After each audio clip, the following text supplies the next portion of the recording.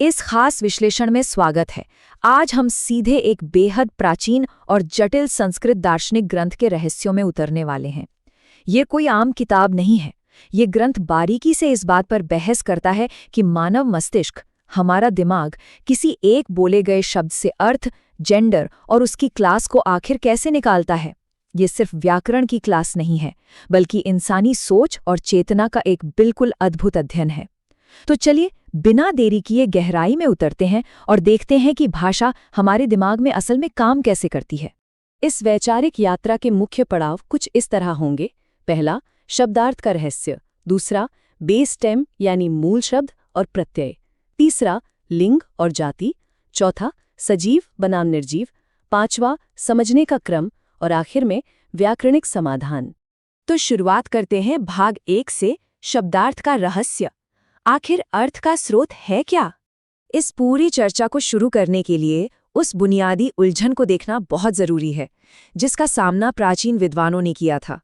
सोचिए, जब कोई शब्द सुना जाता है तो उसका कौन सा हिस्सा लिंग यानी जेंडर को दर्शाता है और कौन सा हिस्सा उसके सार्वभौमिक वर्ग यानी क्लास को। एक छोटे से शब्द के भीतर अर्थ का एकदम सटीक स्रोत खोजना, ये अपने आप में एक बहुत बड़ी पहेली थी। आखिर हमारा मस्तिष्क इन छोटे छोटे ध्वनि संकेतों से इतना गहरा अर्थ कैसे निकाल लेता है?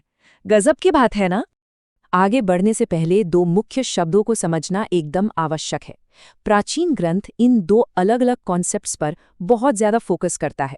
पहला है जाति, जिसका मतलब है किसी चीज का सार्वभौमिक वर्ग या उसकी प्रजाति, जैसे कि मनुष्यता या वृक्षत्व।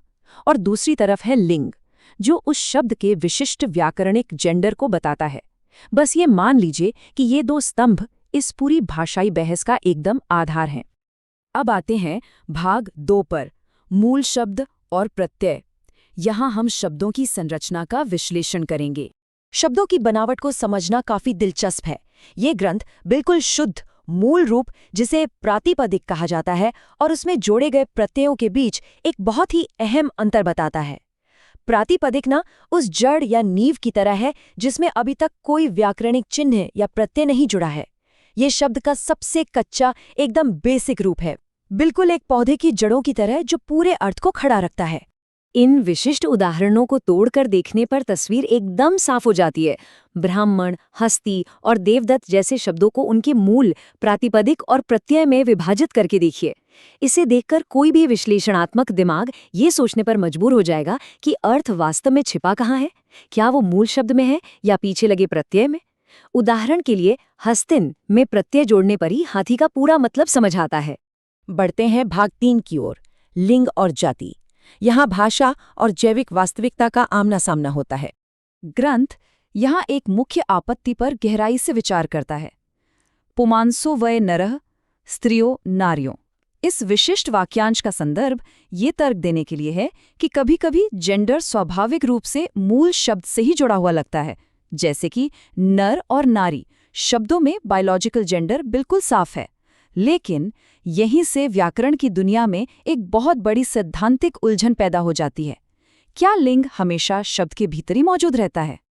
और यहाँ सबसे महत्वपूर्ण बात यह है, अगर केवल मूल प्रातिपदिक ही लिंग को बता देता है तो बाद में लगाया गया प्रत्यय तो पूरी तरह से बेकार हो गया, है ना? संस्कृत व्याकरण में किसी भी चीज का बेकार या एक्स्ट्रा होना सख्त भाषाई मितव्ययिता यानी इकोनॉमी ऑफ लैंग्वेज के नियमों का सीधा सीधा उल्लंघन है।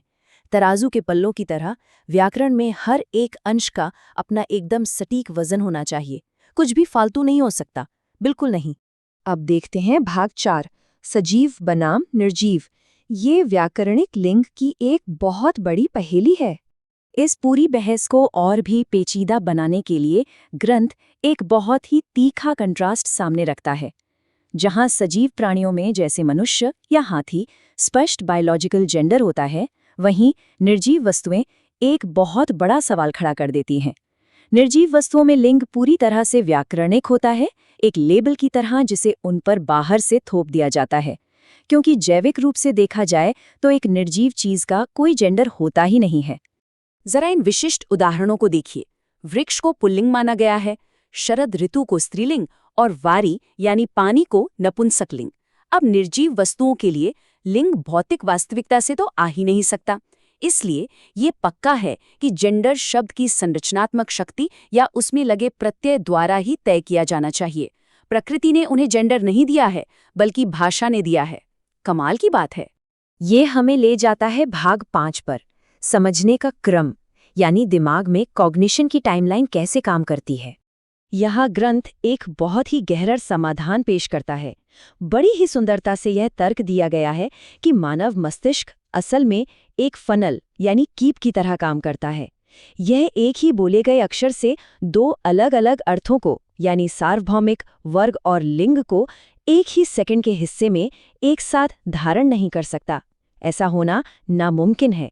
इसलिए जानकारी को समझने का एक विशिष्ट क्रम होना ही चाहिए, ताकि सूचनाएं दिमाग में आपस में टकराएं नहीं। आइए देखते हैं कि दिमाग में भाषा को क्रमिक रूप से पचाया कैसे जाता है।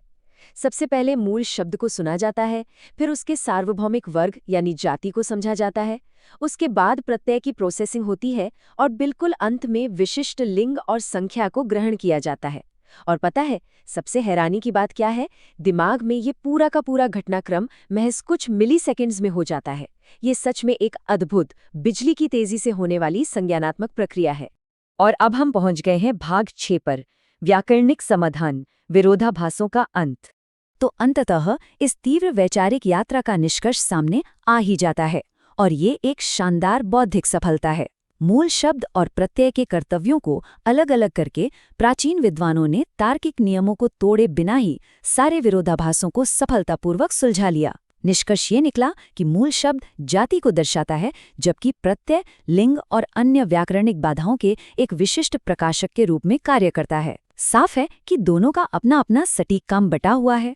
इस निष्कर्ष को और पुख्ता करने के लिए ग्रंथ लहा कर्मणि च भावे चाकर्मकेभ्यः जैसे व्यापक सूत्र नियमों का सहारा लेता है। यह बिल्कुल स्पष्ट करता है कि कैसे विशिष्ट व्याकरणिक संकेतक शुद्ध मूल शब्द से एकदम स्वतंत्र होकर एजेंसी, संख्या और क्रिया को व्यवस्थित रूप से निर्देशित करते हैं। यह व्याकरण की एक इतनी अद्भुत वास्तुकला है जो हर एक शब्द को एक सटीक सांचे में ढाल देती है, ताकि भाषा का गणित कभी भी गलत न हो। यह पूरा विश्लेषण प्राचीन भाषाई दर्शन के बारे में एक बहुत ही गहरा एहसास छोड़ जाता है। सोचने वाली बात है, यदि मानव मस्तिष्क बेस स्टेम और प्रत्ययों के छोटे छोटे टुकड़ों के माध्यम से इतनी बारीकी से और क्रमिक रूप से वास्तविकता का निर्माण करता है, तो एक बहुत बड़ा सवाल उठता है। क्या शब्द केवल हमारी दुनिया का वर्णन करते हैं, या वे पूरी तरह से हमारे नजरिए और वास्तविकता को ही गढ़ते हैं? व्याकरण सिर्फ कुछ नियम नहीं है, ये वो लेंस है जिसके माध्यम से दुनिया को देखा जाता है। ये निश्चित रूप से सोचने का एक बहुत ही शानदार विषय है। इस विश्लेषण का हिस्सा बनने के लिए बहुत बहुत धन्यवाद।